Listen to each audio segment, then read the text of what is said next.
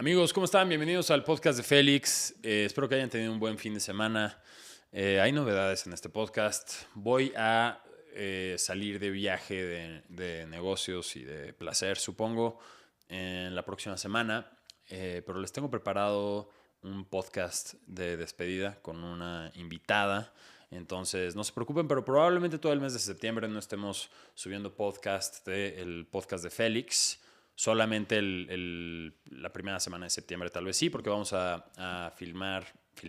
Vamos a grabar este episodio con una invitada sorpresa, invitada especial esta semana, pero después ya no, me da flojera hacer el podcast vía Zoom y me da flojera, ¿ok? No hay otra explicación y aceptémoslo. A veces está bien descansar un poquito las cosas, ¿no? Entonces vamos a estar subiendo otros contenidos, no se preocupen. Manténganse al tanto de Instagram porque vamos a subir algunos sketches y probablemente voy a compartirles mi viaje de negocios de placer. Y pues ya, ese es el anuncio parroquial de esta semana que tuvo su trasfondo, su razón de ser después de un fin de semana complicado. A ver, ya no hablamos tanto de noticias y todo eso, pero creo que sí me voy a tomar un ratito para platicar de lo que pasó la semana pasada en México, específicamente en el Poder Judicial. Hay muchas cosas que están a punto de caerse en pedazos. Entonces, si tú eres un ciudadano mexicano, deberías saber que la semana pasada se fue a huelga un grupo de trabajadores del Poder Judicial por las posibles reformas que van a hacer en la ley que van a intentar implementar en septiembre de este año, ¿no? Una vez que tuvieron la mayoría los de Morena, están buscando hacer una reforma total del Poder Judicial, donde muy probablemente van a querer sugerir escoger a jueces por votación, como por sorteo, ¿no? Entonces, esto tuvo una consecuencia, evidentemente, con el tema de las huelgas y todo eso. Estaba paralizando el Poder Judicial, pero también Presidencia ha logrado como cabecear, muy bien, macanear y volteárselas, ¿no? En vez de como decir, bueno, tenemos algún tipo de desacuerdo con respecto a cómo debe ser el Poder Judicial. Nuestro queridísimo Tlatuani ha dicho que el pueblo les va a agradecer que no trabajen los que forman parte del Poder Judicial porque van a dejar de soltar a criminales en la calle. Entonces fue un revés honestamente súper efectivo, porque la mayoría de la gente de este país no entiende cómo funcionan muchas cosas y no tiene como que la visión a largo plazo para saber que a pesar de que un sistema judicial que funciona con especialistas sobre una materia, a pesar de que ese sistema no sea el mejor del mundo, es mucho mejor que una justicia impartida por gente que gana un concurso de popularidad. Entonces, ¿qué hay de chistoso sobre esto? Absolutamente nada y nos vamos a meter todavía más darks, ¿ok? Si pensaban reírse el día de hoy, váyanse a la pinche cotorriza, se los digo ya, así. Entonces, pues una, tuve un cumpleaños con mis amigos de la carrera de Derecho, que muchos de ellos trabajan en la Suprema Corte de Justicia y otros de ellos trabajan en el Poder Judicial y otros de ellos operan en el Poder Judicial como abogados litigantes y no tienen ni idea la crisis de moral que existe allá adentro. Y no me refiero a crisis moral como de buenos y malos, me refiero como de entusiasmo, motivación. Están muy, muy desmotivados por todo lo que está pasando y evidentemente no están viendo salidas, ¿no? Entonces, vamos a hablar un poquito en los próximos minutos sobre qué significa la impartición de justicia, ¿ok? Entonces, básicamente, lo que se está diciendo allá afuera es que el sistema es tan corrupto y funciona tan mal que vale más la pena tener a representantes del pueblo en esas tomas de decisiones sobre justicia porque el pueblo es sabio y porque ellos van a garantizar de darle justicia al pueblo en vez de darles oportunidades para no estar en el bote a la clase dominante política y económica del país. Ahora, este argumento está como súper viciado porque ahora Morena es la clase política dominante del país. O sea, no es como que haya otra ahora, ¿no? Los que eran ya se fueron, no están siendo perseguidos, ¿no? Entonces, la razón por la cual los jueces y el sistema judicial parte de una meritocracia, la razón por la cual se hacen exámenes es porque la impartición de justicia es un tema muy delicado y sofisticado, en el sentido de que todos tenemos un cuerpo de leyes que nos protegen, nuestras famosas garantías, y necesitas a conocedores de este tema para balancear, ¿no?, tus derechos procesales que tienes con los derechos que tiene una víctima de recibir justicia por un delito, ¿no? Es una verdadera danza. Una persona que gana un concurso de popularidad y se lo pone en esas posiciones, si no tiene una capacitación intensiva de varios años, no estoy diciendo aquí un curso de verano, varios años, súper intensiva, no va a impartir justicia correctamente. Muy probablemente solamente va a impartir la decisión más popular.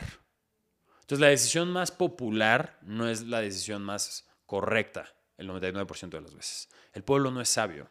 Eso es una mentira. O sea, si el pueblo fuera sabio, históricamente no hubieran quemado brujas en Estados Unidos y en Inglaterra. Porque para empezar, el pueblo hubiera sabido que no existen las pinches brujas. Entonces, el pueblo no es sabio, ¿ok? Las brujas no existen, el chupacabras no existe, ¿sale? Y no deberíamos de tomar decisiones con base a creencias mágicas de adultos que tienen la identidad de un niño de 6 años, ¿ok?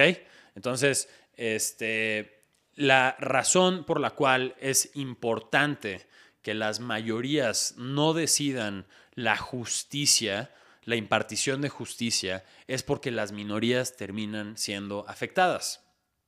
Si un juez solamente toma decisiones pensando en qué decisión lo va a hacer más popular, lo va a empujar a una reelección como juez, entonces simplemente va a darle institucionalidad a una turba iracunda, ¿no? Entonces, todos los grupos que ustedes defienden de minorías, cualquiera que sea, está en peligro en el momento en el que se alinean los incentivos para que los jueces sean figuras populares.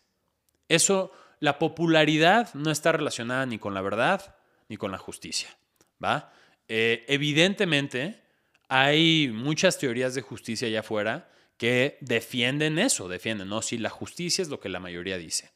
Y, bueno, pues son generalmente sistemas de justicia que tienden a la erradicación total de los derechos humanos. Por ejemplo, pues el talibán, ¿no? O sea, los talibanes, la mayoría son musulmanes que creen en la ley del Sharia y si la mayoría cree que las mujeres tienen que ser apedreadas si descubren su pantorrilla, pues eso es lo que cree la mayoría, eso es lo que dice nuestras escrituras y las vamos a apedrear, ¿no? Entonces, estamos entrando en un proceso, estamos entrando en una resbaladilla histórica de la cual muy probablemente nos vamos a ir como gorda en tobogán y nos vamos a dar en la madre.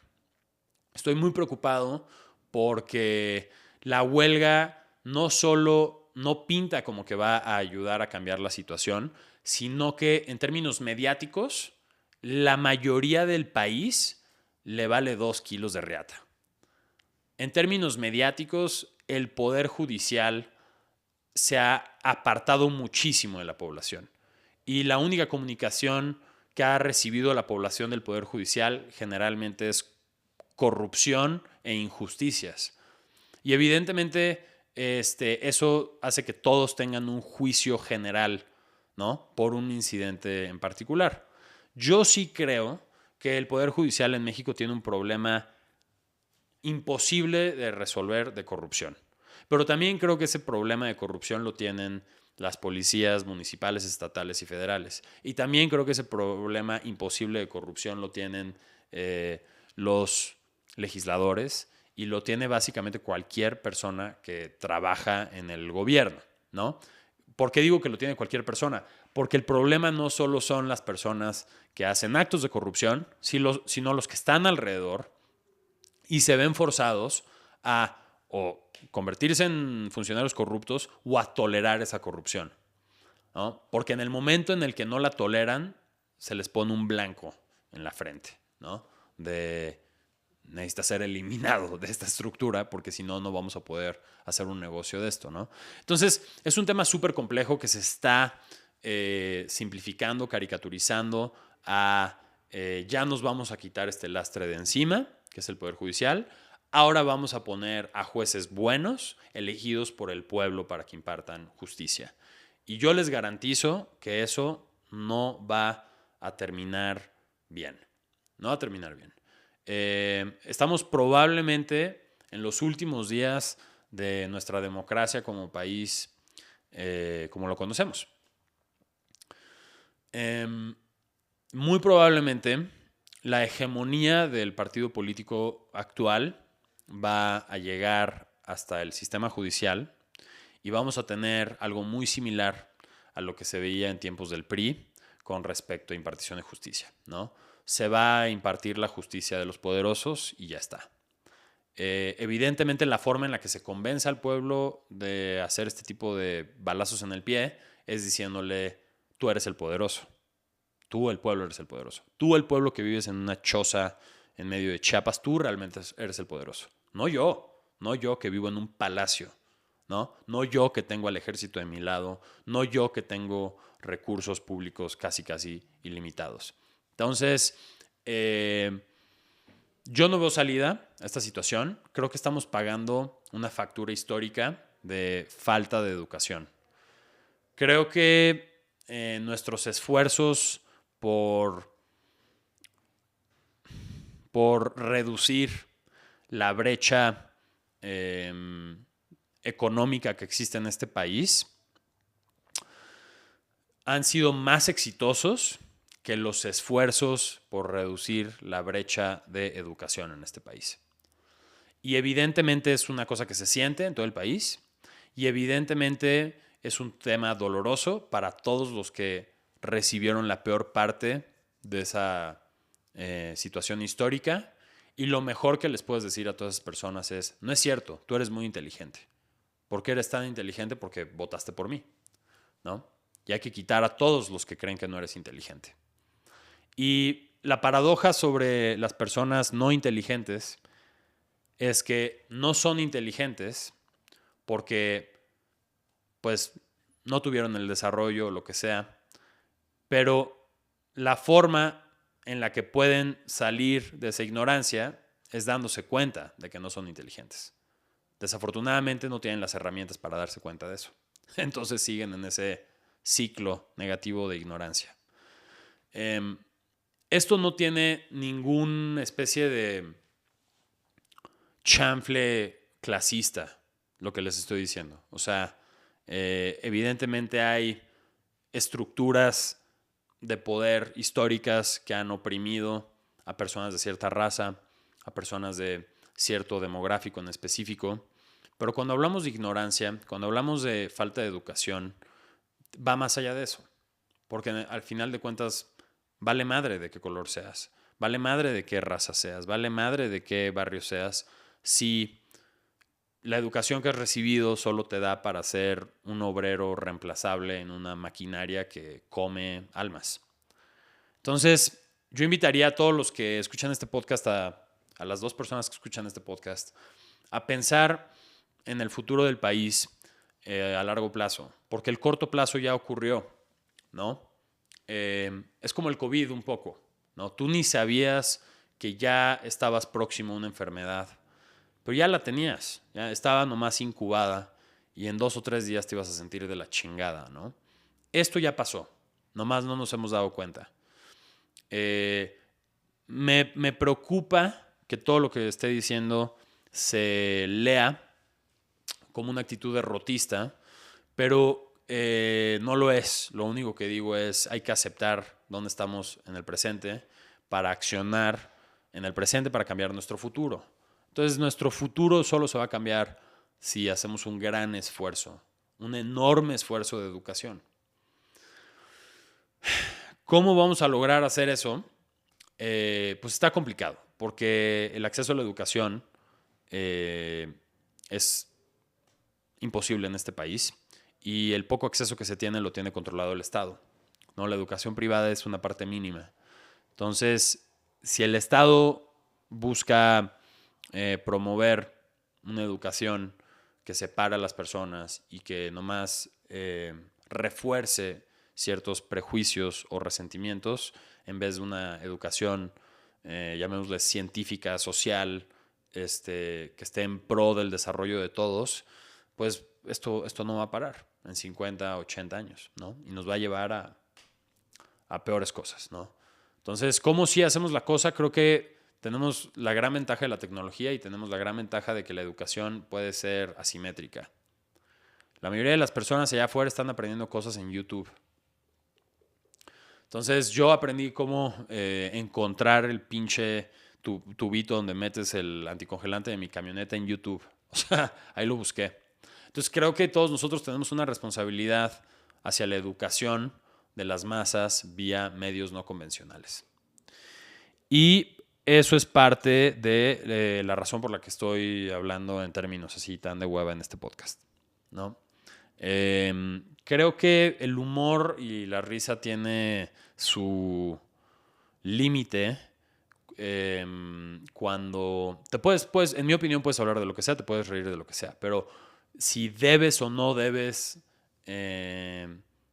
hacer humor en cierto momento es distinto, ¿no? Entonces, yo ahorita no siento que nuestra prioridad como país sea necesariamente enfocarnos en las artes del sentido del humor y la comedia y todo eso. Tal vez es una gran herramienta, definitivamente la vamos a seguir utilizando, pero en términos generales creo que todos debemos hacer un gran esfuerzo por promover en nuestros seres queridos, en nuestros amigos, el pensamiento crítico y la acción. Entonces, a ver cómo nos va. Yo siento que esto ya pasó. En una de esas todo pasa en México y todo se dobla y todo es flexible. Todo es una gran simulación, como lo sabemos. Y en una de esas, pues no nos toca, ¿no? Pero si nos toca, pues nomás saber que estamos jugando bajo reglas de total desprotección, ¿no? Y que muy probablemente si algo ocurre en nuestras vidas donde se nos cuestiona como ciudadanos, la decisión que se va a tomar con parámetros de cuál es la decisión más popular. Y si en ese momento la mayoría está pronta a quemar en la hoguera a alguien que lo consideran una bruja, pues ese es en el país en el que estás. Entonces, bueno, cuando cerramos el paréntesis muy oscuro sobre lo que pasó la semana pasada con la huelga del Poder Judicial y los comentarios de nuestro queridísimo Tlatuani, lo único que me alegró el fin de semana fue un libro que me regaló El Innombrable de Pablo Penella. Estoy leyendo la biografía de Bob Odenkirk, que se llama Comedia, Comedia, Tragedia. Está bastante buena. Gracias por el regalo, Pablo. Creo que me lo regaló de cumpleaños. Y también me regaló la de Elon Musk, pero esa sí no la he empezado, ¿no? Y se la recomiendo a todos, ¿eh? Voy a la mitad de la biografía de Bob Odenkirk. Bob Odenkirk es el güey que hizo Better Call Saul. Es el actor principal de eso. Y antes de eso salió en Breaking Bad como Saul Goodman. Pero este cabrón ha estado metido en la comedia de Estados Unidos durante pinches 30 años antes de haber hecho ese papel. Y pues nada, hay una gran moraleja dentro de esta biografía que me gustaría como compartirles, y es que muchas cosas buenas nacen de momentos muy estúpidos. Y me quedé pensando en eso con lo del podcast, ¿no? Como que siento que necesitamos momentos más estúpidos, entonces los vamos a fomentar. Y de ahí un poco también la idea de que en septiembre hagamos las cosas un poquito distintas, ¿no? Y cerramos el podcast y subamos otras cosas y tal vez en octubre regresamos, tal vez no lo sabemos, pero lo vamos a intentar, ¿va? Esa es la recomendación del día de hoy de libros. Comedia, Comedia, Tragedia por Bob Odenkirk. Viene de un lugar muy interesante toda su biografía, porque te das cuenta que la gente que se dedica a esto históricamente, como no es necesariamente la gente más feliz, entonces es una especie de, es una carta como de esperanza hacia todas las personas que luego batallan con la vida en general y cómo la comedia puede alivianar ciertas cosas, ¿no? Pero bueno, se los recomiendo. Tercera cosa que me motivó este fin de semana fue que escuché a muchas personas que se entienden como hombres heterosexuales, cisgénero, etcétera, etcétera, decir, aceptar que lloran. Por alguna razón en esta semana lo escuché un par de veces, lo acabo de escuchar ahorita en una conversación que tuve con mi socio, de gente que nos dice, no manches, esto que vi me hizo llorar, cabrón, y la chingada. Y me quedé pensando como, ¿cómo ha cambiado radicalmente el parámetro de lo que se puede y no se puede hacer de acuerdo a tu rol, ¿no? Como que los roles se están desdibujando, ¿no? Y si tú me hubieras dicho que yo hace 15 o 20 años aceptaría que un hombre de 50 y tantos, 40 y tantos, 60 y tantos reconozca que lloró y lo diga tan casualmente, sin recibir un zape o un chicotazo en los huevos, creo que no lo aceptaría. Creo que no, yo diría no es posible, ¿no? ¿Cómo es eso? No, no, no. Y me da mucha risa porque llorar no tiene nada de malo. Llorar, de hecho, es súper sano en términos del sistema endocrino y a nivel química cerebral funciona. O sea, no, nada en contra de llorar, nada en contra de llorar, todo bien con llorar. Pero el hecho de aceptarlo y llevarlo como a la arena pública me llamó muchísimo la atención. Porque, ¿qué pasa? Los niños generalmente lloran, ¿no? Niños y niñas, los dos lloran. Y una de las cosas que te hacen un adulto es la capacidad de autocontención, ¿no? De poder contener tus emociones en pro de los demás para evitar incomodidades o conflictos, ¿no? Y el análisis que hago es que todas estas personas que estaban aceptando que lloraron por tal cosa u otra cosa, usan tenis. Y simbólicamente, los tenis los utilizan los niños, los zapatos los utilizan los adultos. Y las dos personas que escuché decir esto utilizaban playeras con dibujos de marcas o personajes mientras lo estaban diciendo. Y las playeras con dibujos o marcas la utilizan los niños. Bugs Bunny, el demonio de Tasmania. Y las camisas planas o las playeras con un solo color, sin marcas y sin dibujos, lo utilizan los adultos. Entonces, mi conclusión aquí es que estamos viviendo una infancia postergada. Estamos viviendo una regresión a la infancia en términos de comportamiento y se está como premiando esa actitud infantil. Y lo interesante en términos como cómicos aquí es que va a cambiar entonces la comedia drásticamente, porque antes como adulto era chistoso que te comportaras como niño. Pero si ya como adulto te comportas como niño, entonces ¿qué? ¿Lo chistoso va a ser que como adulto te comportes como adulto? ¿Es por negativos este pedo?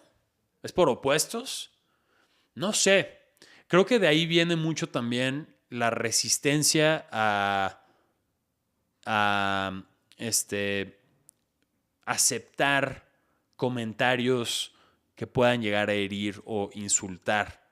Porque si lo piensas desde una perspectiva infantil, el insulto significa muchísimo, ¿no? Te duele, te saca lágrimas. Pero si lo piensas en términos de adulto, pues es una palabra más que se te resbala y tú sigues con tu pinche vida, no significa nada sobre ti. Entonces, mi diagnóstico aquí es, no solo estamos en un país donde se ha fomentado históricamente que los individuos tengan un infantilismo intelectual, sino que estamos entrando a una etapa donde, o sea, Occidente, porque son los que están rigiendo la cultura todavía, Occidente nos dice que también emocionalmente debemos de ser infantes.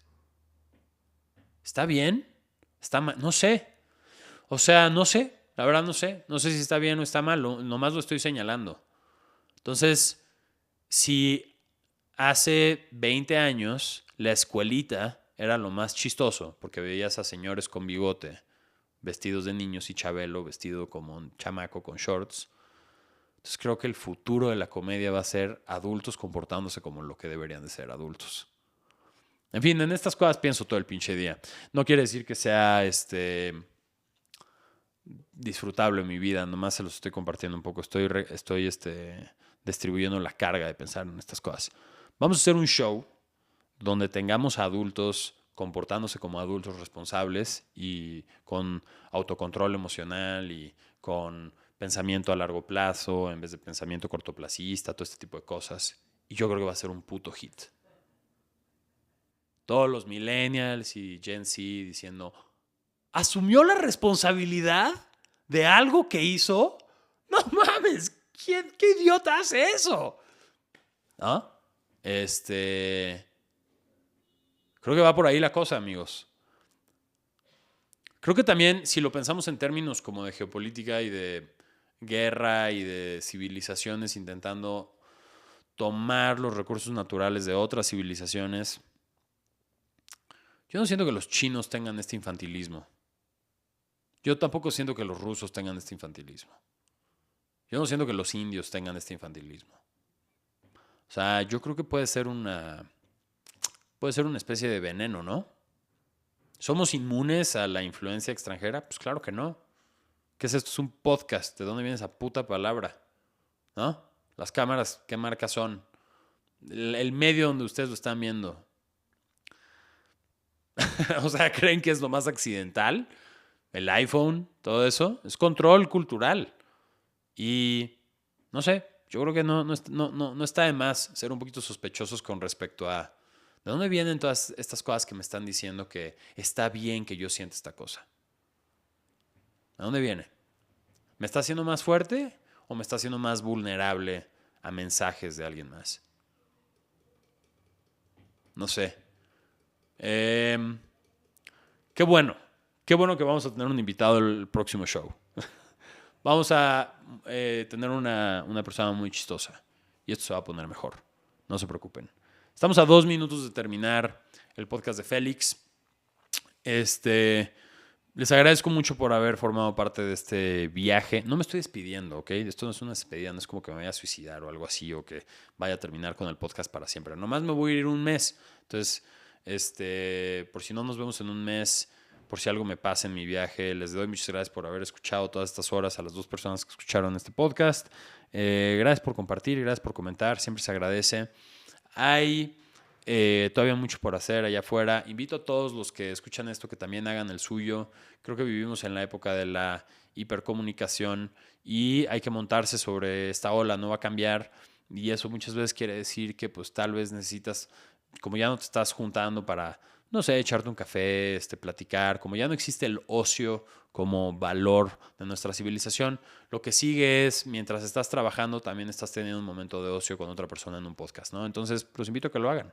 Si les interesa cómo hacer una de estas cosas, nuestros DMs están abiertos, el mío y el de Pablo, y les vamos a pasar todos los trucos y secretos para hacer un podcast pequeño y y pues ya, eso es todo, ¿vale? Nos vemos en el próximo episodio. Les mando un fuerte abrazo. Suerte a todos y pues nada, muchas gracias por escuchar. Hasta la próxima. Chao.